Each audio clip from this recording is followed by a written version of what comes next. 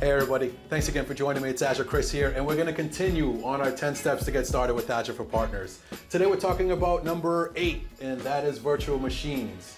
So we talked about virtual machines a little bit in some of the other steps, right? We talked about Azure Migrate. So if you had a customer that had existing virtual machines or physical servers on-prem, and they want to move those into Azure, you'd leverage Azure Migrate to do that.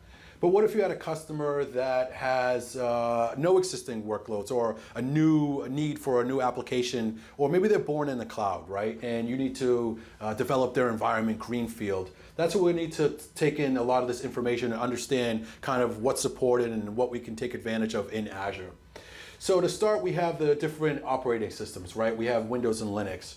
Linux is supported in Azure, right? So there's a bunch of distributions that you can take advantage of. There's Ubuntu, Red Hat, CentOS, Oracle's even supported, SUSE Linux, and even Debian, right? So if you have any of those kind of workloads, or you want to do something on a mean stack or some type of, really advanced coding stuff, Linux is always an option for you, right?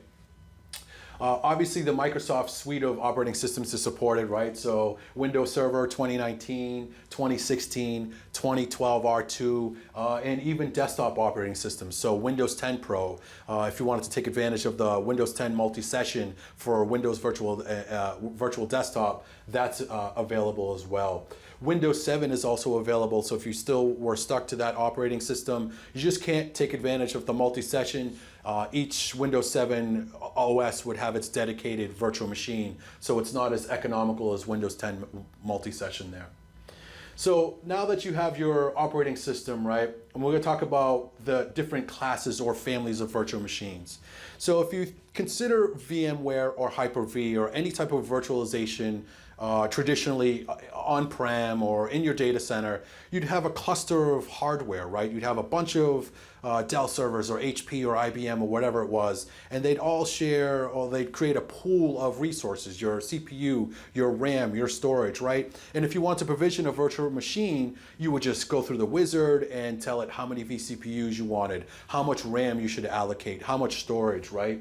For Microsoft to be able to do this at scale with all the different variations of hardware across the globe, they couldn't just create these clusters and just throw it out there with scales and kind of, hey, this is what you have, just kind of do whatever you want.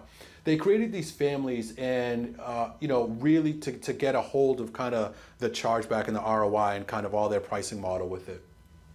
So the families include, the first one would be general purpose, right? So general purpose, if you were to look at kind of a graph of CPU to RAM to storage, it'd be right in the middle. It's that well-balanced, kind of good for application servers and, kind of medium to low web servers, small, medium databases, things like that. There are a couple of different families that make up general purpose, right? So if we were to look at it, we have the B series, and a B series stands for burstable. So if you have any workloads, maybe a web server, right, or a hotel kiosk or something like that, that really doesn't do too much until it has this kind of peak, traffic or resources that it pulls periodically, right? That's good for a burstable machine.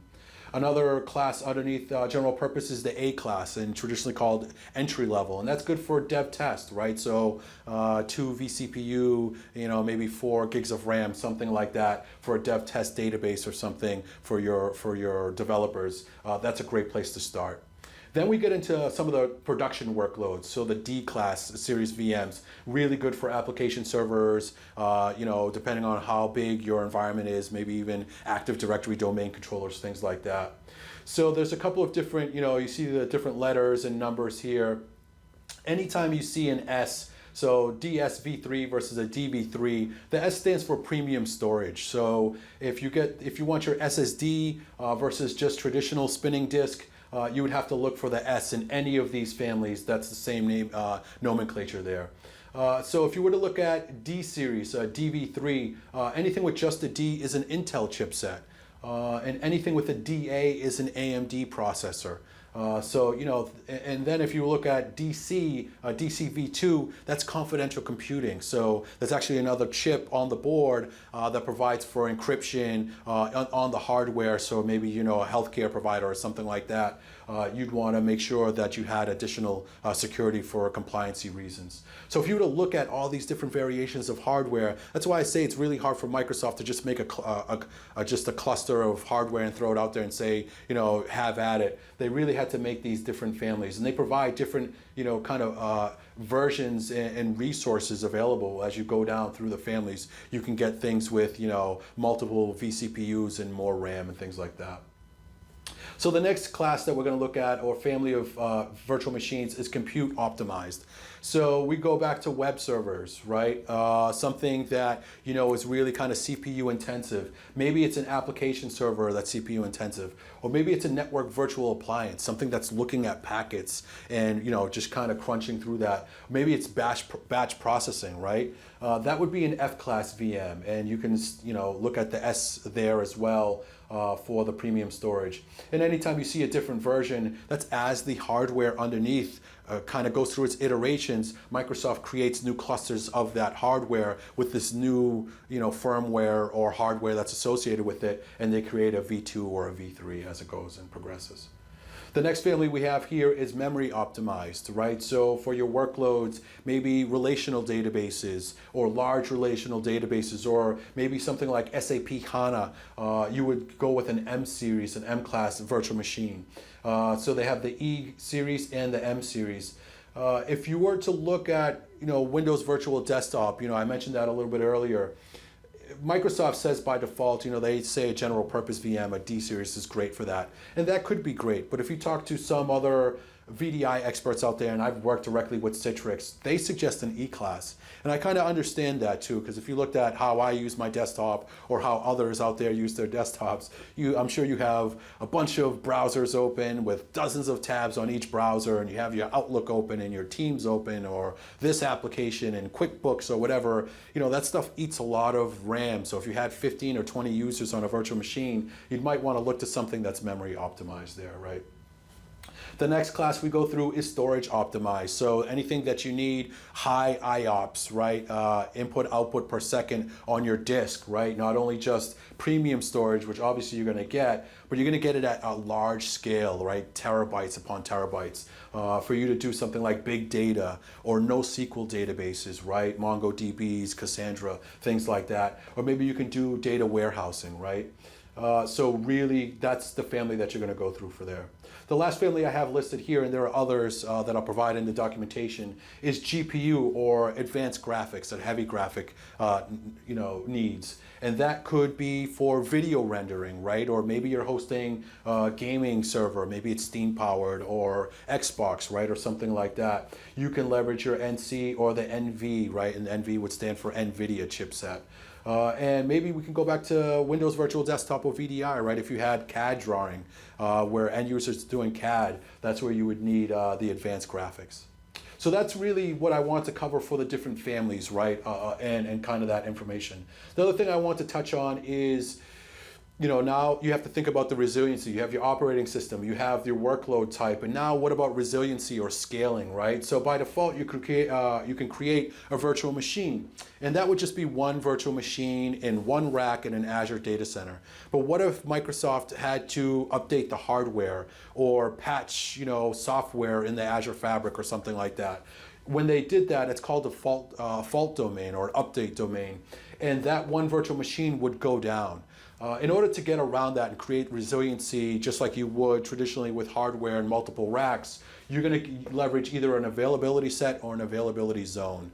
So availability set is like a logical grouping of 2 or more virtual machines, and they would be in different racks. So if one rack went down, maybe the power supply goes down, or the switch goes down, top of rack switch goes down, the other rack is still running and you have access to that other virtual machine. In order to get around a whole data center failing, you would leverage an availability zone. So that's, say East US and East US 2. If East US went down, you'd have your other node still running in there.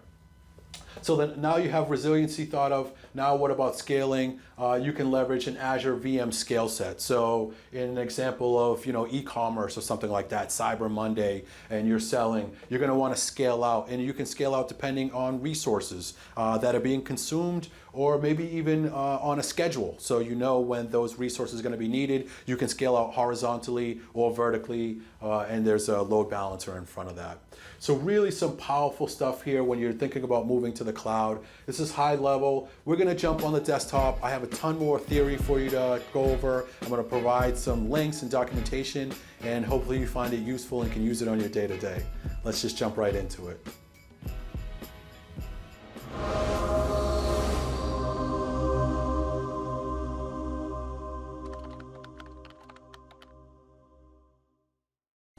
So hey everybody, thanks again for sticking with me. It's Azure Chris, and we're going to continue on our 10 steps to get started with Azure for Partners. We're talking about number 8, and that's virtual machines. So I added a little securing and building to this blog here. And if you've seen any of the prior steps, I start right at my blog page, so it's azurechris.com. And I provide a ton of documentation here, a couple of images, screenshots, and a write-up. If you were to jump right into the documentation right here, right, it's a great jump off point. And it's deploy and manage compute resources for Azure administrators. And this will drop you right off at the Microsoft Learning path right here, the Microsoft Learn. And this is part of the Azure fundamentals. So if you have any guys on your team or anything, and you're looking to get proficient and start ramping up your knowledge in Azure, it's a great place to start. It's the Azure fundamentals. It's the AZ900.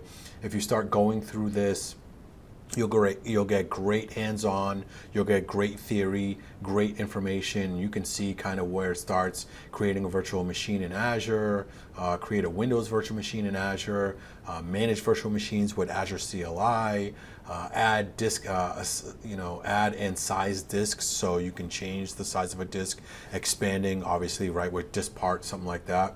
Secure Azure virtual machine disks. We talk about securing, and that's part of this, right? You don't just want to build out virtual machines. You want to make sure that those workloads are secure so your customers don't have issues down the road, right? Keep your virtual machines updated. So we're talking about update management, things like that. And this learning path is huge, right? I think we're 14, 14 modules. So a ton of information here.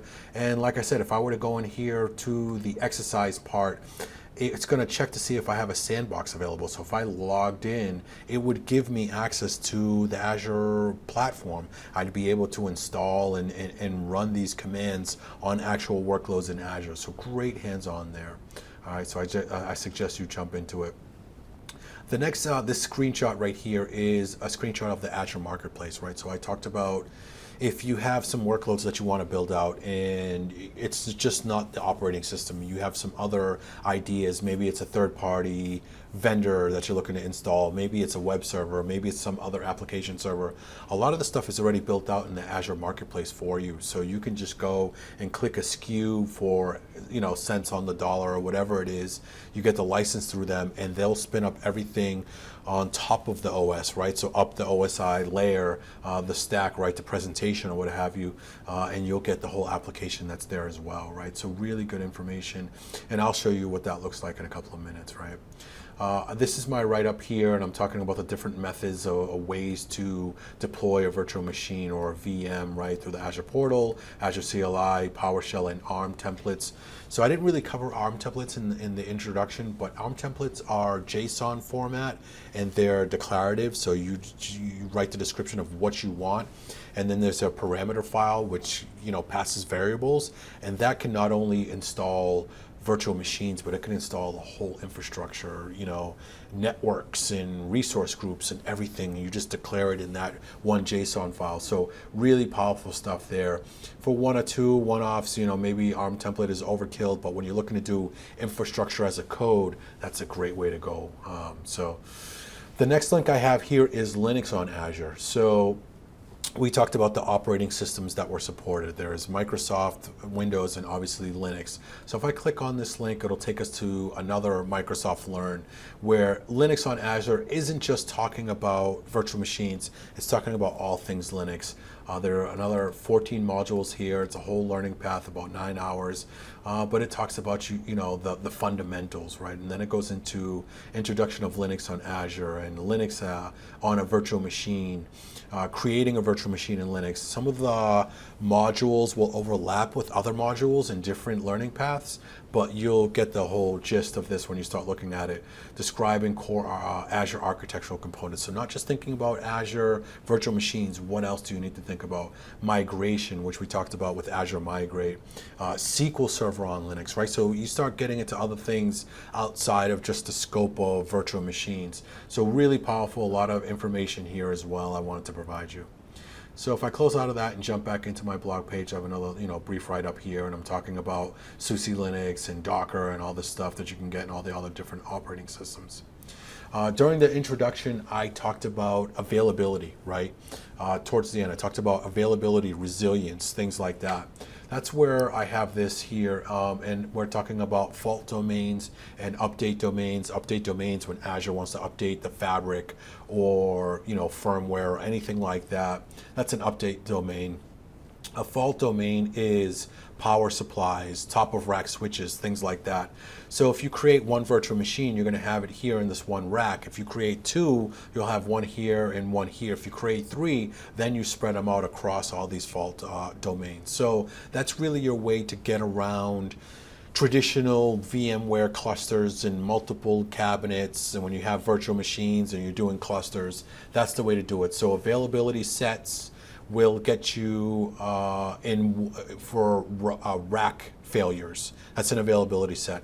Availability zone will get you data center failures. So having one virtual machine in one data center and having one in another, right? So super powerful there. There's documentation here, and this documentation drops you right to the virtual machine documentation. So not an Azure Learn or Microsoft Learn.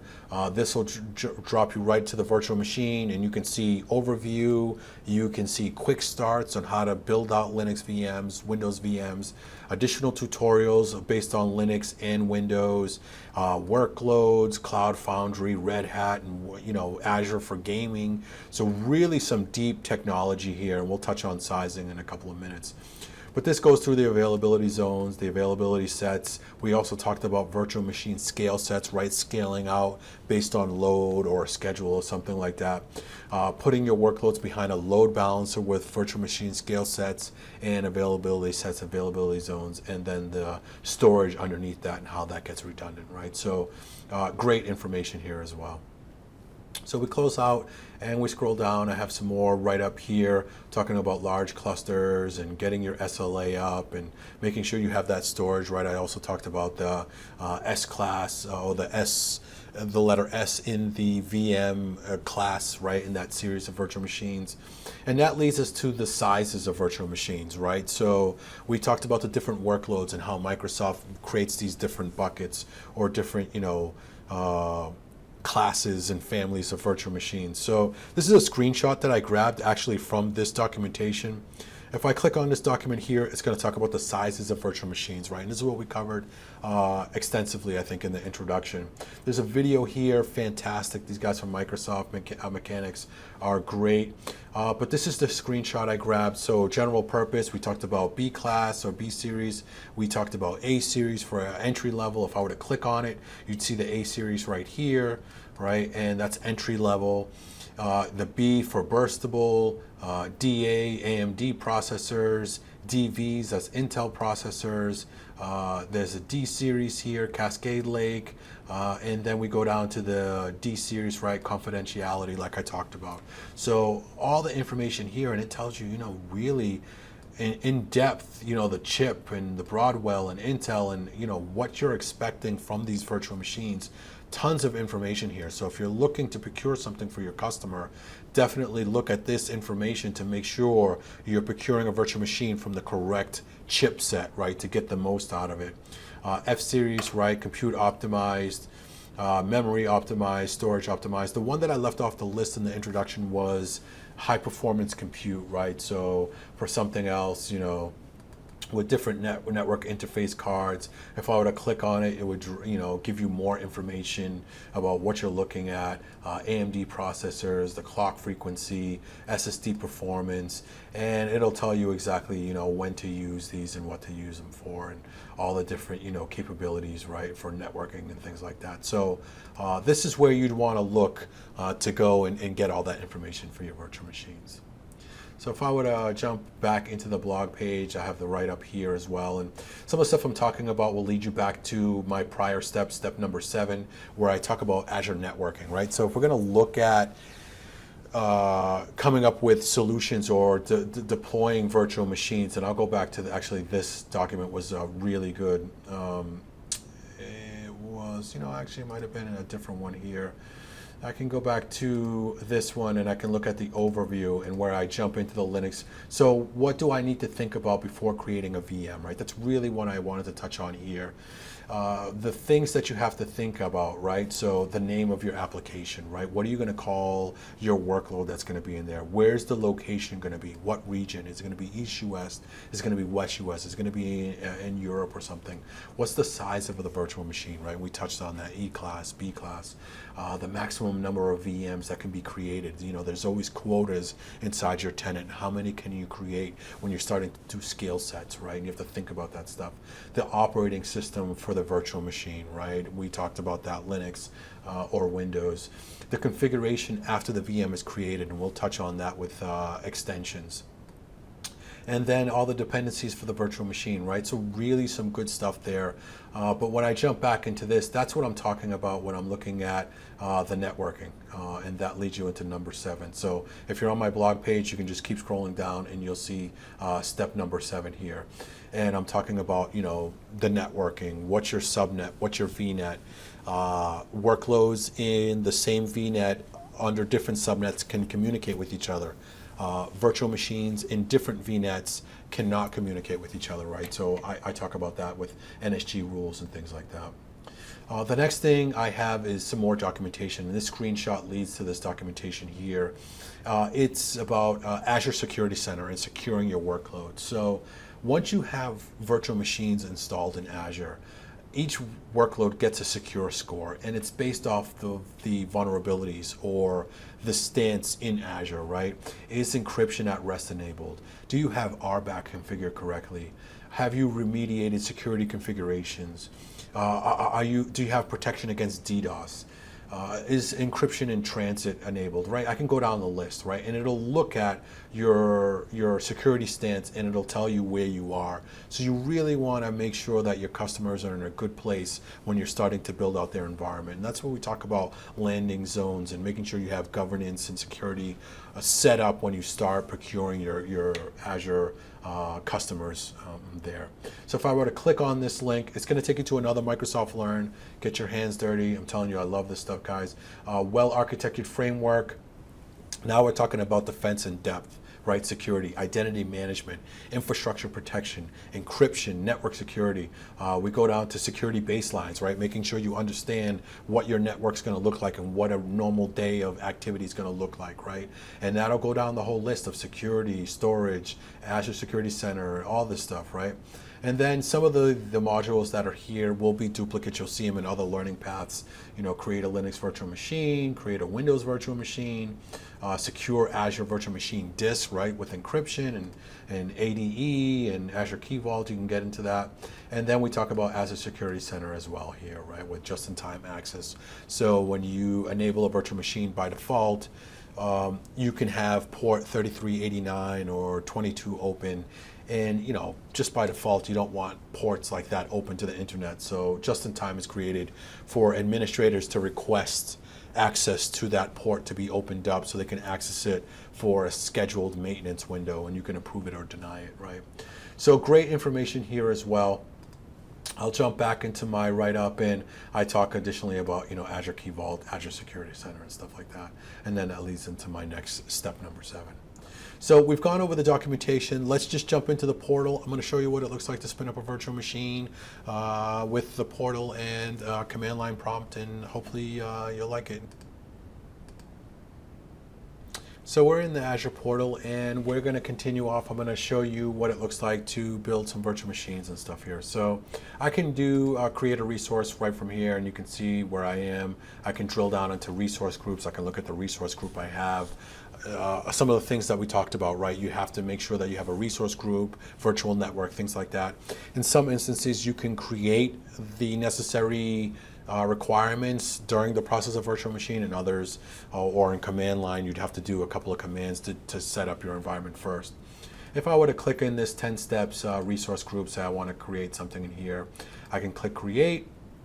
I can look at virtual machines. This right here is already telling me popular offers that are in the Azure Marketplace, right? And I talked to you about in the Azure Marketplace, if you don't want just an operating system, you want something outside of that, it's a great place to look. But the Marketplace is also a great place to just get, standard OSs as well. And you can see some of the third-party vendors and different things here. If I drill down and looked at compute and then went into the Marketplace, I'd see even more. And I hit close, and I'm in compute here. I see Windows servers, I see Red Hat Enterprise, Debian, Ubuntu, you name it, right? So there's a lot of stuff, LAMP certified, and the list goes on and on, right? But if I were to just go back to create a resource, and I'm in compute, and I'll go down, you can also see virtual machine scale sets here as well, right? And I talked about that earlier. But I'll click on the virtual machine, and that'll take us to the wizard. You have to select your subscription, of course, right? You have to understand what that's going to be. And I can create a new resource group, or I can just choose one that's already created there, right? And say I'll call this test VM 01, and I have to select the region that I want to build it out, right? And we talked about availability zones and availability sets, right? But for this scenario, I don't really need resiliency, right? I just want to show you a test, so I can say no infrastructure redundancy required, and I'll click that, and it'll just remove it. I can then look at all the images, right? And then I can say, hey, the Marketplace images to get started, and these are some of the most popular ones, even Oracle's there. And then if I want to scroll down, I could see even more images, which would take us to the Marketplace that we were just looking at, right? If I just want to stay with Azure Server 2019 data center, that's fine. If I want to do a spot instance, now, high-level spot instance is for something maybe that you don't necessarily care about. It's not a production workload. Or if it is, it's something that's stateless, maybe a batch processing, where you don't care if Azure turns down the virtual machine because they need those resources for somebody else. You have a process, like a batch process, that when the virtual machine comes back up, it'll just continue on the workload, right? You really get, cheaper, it's more economical because you have no control over the virtual machine, and Microsoft can turn it up and turn it down whenever you want. So, you can read more about that, and you can enable a spot instance if you like. And here's where we talk about the sizes, right? We talked about the class of virtual machines. Right here I have a B2S, burstable, some recommended ones here. These are D series, and we talked about those. I can click here and see all the sizes that are available. And this is where we were talking about, the D series and the B series, the A series. And there's a little kind of short write-up, high memory needs, boost for vector processing, right? CPU, high performance compute virtual machines, high throughput, low latency with NVMe storage, right? When that was the L series. And the list goes on, and you can drill down, and each one of these provides a list of the vCPU, the RAM, the disk size, or the amount of disks, and the max IOPS that you're getting, and the temp storage associated with that. And each virtual machine gets temp storage. There are some virtual machines that you cannot get temp storage to make it cheaper, but for the most part, each one comes with temp storage that you don't want to use to save things. It's really for page files and things like that for the operating system. But I can go down and look all the way up to 64 vCPUs, 432 gigs of RAM, right? And E-Series is memory optimized, so you can see how much more you get here, and then the data disk and all that stuff. But for this exercise, I'll click the B2S, I'll hit select, and we'll go back to the wizard. I'll say I want my username to be Azure Admin, and I'll give this a password. Let's see if I can get this right the first time. And I did not.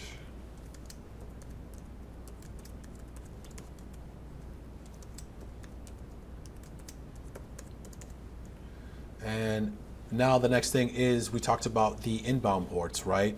So I can disable the inbound ports. I don't want 3389 open. I don't want SSH open. I can tell it none, or I can tell it to allow only for, a certain amount of time for me to set it up. And for billing purposes, licensing, if you have software assurance with additional existing licenses on-prem and you have software assurance, you can leverage those licenses and get up to 49%, right? So great value there. We'll then roll through the disk. We can talk about the different types of disks we can get. And all these parameters are in command line interface. I'm just going to run through them here so you can kind of get a gist of it, but when we do the command line interface in a second, I won't go through all these flags, right? Encryption type, you can set up the encryption type with key vault. It was a platform or customer has their own key vault. I can add existing disks or create a new disk. If I have a virtual machine that I've created in Hyper-V and it's a VHD and I want to use that as a template to build out virtual machines because I've already done the hardening and everything, I can upload that to blob storage in Azure and then attach an existing disk as an operating system and use that as a template. So that's really cool there that you can use something that you've already created in Hyper-V, right, on-prem. We then look at networking. I can create a new virtual network. I can slice and dice my subnets and my IP space. I can create additional public IPs. I can attach security rules for network security groups here. I can also, again, disable the public IP, and I can enable load balancing. I'll then look at management. I can enable monitoring and set up a log analytics workspace and some storage. I can, enable identity and some additional safeguards with RBAC. I can enable OS guest diagnostics to the log analytics workspace. I can enable auto shutdown. So to save cost, I want my virtual machine to shut down every night at 6 o'clock after work hours are done. I could do that. I can enable backups and configure that here, and site recovery with the recovery services vault, both of those options. And I can go through the updating, kind of like what a SUSWAS server through the Azure platform. I can set that all up here. Then looked at advanced, right? We talked about extensions earlier.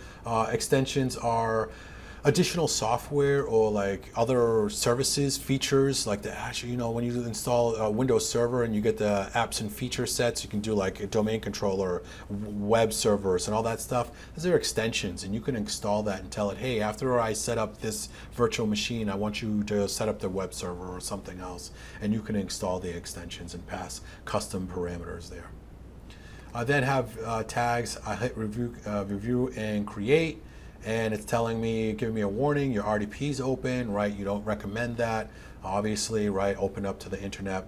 But I'll hit create, and we'll go through that process there, and it's just gonna walk me through that. And it's submitting deployment, and now it's deploying. But the other way to do this is by doing it, I could either leverage a shell here where I have my Windows Linux shell where I already have the command, or I could do the cloud shell here as well where, I have to create storage and do that. I already have this here in my Linux command line. This is the command to set up a virtual machine, and I showed you that screenshot. So it's azvm create. The resource group, you can do -- resource group or -group, and you can see how fast the virtual machine has already created. I'm not even telling you about how to do it in command line, and we already have a virtual machine created. It's amazing. That's the resource group I want to create it in. I want the location to be East US. I want the image to be Ubuntu. I want the admin username to be the same one that I created for the other one. And I wanted to generate the SSH key when I connect, and that's the name of the virtual machine. I can hit enter and we'll walk through that. And it should kick off this process any second. While we're doing that, let's jump into this resource. So I can create another virtual machine, or I can go directly to the resource. We'll go directly to the resource and we'll look at what we have here for a virtual machine. So this is the name of the virtual machine I just created. It's going to give me an overview, right, of what I've just created. what the operating system is. And some of the stuff, you'll see it down here as well, right? Computer name, the operating system, the offer, the publisher, the generation of the virtual machine. We look at the networking and what the public IP address is, and I can copy that to my clipboard here as well. We look at the size, and I can go in and I can change the stuff, right? So this is the overview page here. But if I scroll down, I can look at the settings. I can go into the network and I can configure that. I can go into the disks and resize them or add another disk. I can resize the virtual machine and change it from a B series to a D series if it goes to production or something like that. I can manage the extensions, right? And then we go down, and now I have operations. I can do a bastion host. So making a jump host. If I don't want RDP open to the public, I want to use Azure Bastion to be able to get to my workload, I would configure that here. The auto shutdown feature, the backup, the disaster recovery, Azure Site Recovery, all here within this one blade where I can manage all this information. We get down to the monitoring, right, and diagnostic settings where I talked about enabling that in a log analytics workspace, right? So really, great that I don't have to bounce in and out of Windows. Everything is here. So I copied the public IP address. I can jump into remote desktop and I'll connect to it. Let's see where we are with this virtual machine if it did kick off. And it actually did. So this is the public IP. I'm going to copy that. And I'm going to do SSH Azure admin at with the IP. Let me see. It doesn't want to. And that's my IP. And then it's going to say, do you want to accept the certificate? And I say yes. And I'm in. So now I am in a Linux machine. I can go and look at, the file system, and I can go in and do some commands on it, tail, etc, resolve.com for whatever.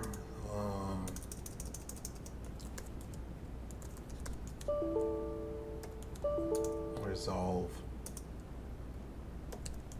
There we go, spelling it wrong. So I can look at DNS on the virtual machine, what have you, right? So really good stuff there.